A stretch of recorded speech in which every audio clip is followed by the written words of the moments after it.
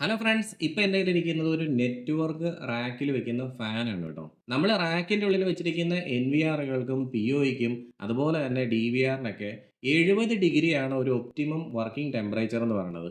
70 degree കൂടുതൽ ചൂട് കൂടുന്ന സമയത്ത് എന്തായാലും ആ ഡിവൈസുകളൊന്നും തന്നെ കറക്റ്റ് ആയിട്ടായിരിക്കില്ല ഫങ്ഷൻ ചെയ്യുന്നത്. ഇനി അതുമല്ല എന്നുണ്ടെങ്കിൽ അതിൻ്റെ ലൈഫ് ഓരോ നിമിഷവും കുറഞ്ഞുകൊണ്ടിരിക്കുകയാണ്.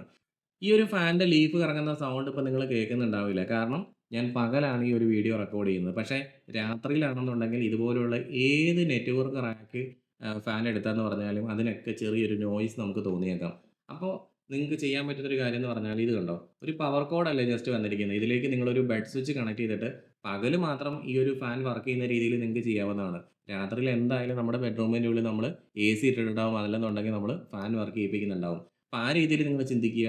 നമ്മുടെ NVRൻ്റെയും POI സ്വിച്ചിൻ്റെയൊക്കെ ലൈഫ് അതിലൂടെ നമുക്ക് ഇംപ്രൂവ് ചെയ്യാൻ സാധിക്കുന്നതാണ്. പെർഫോമൻസും അതിനനുസരിച്ച് കൂടും.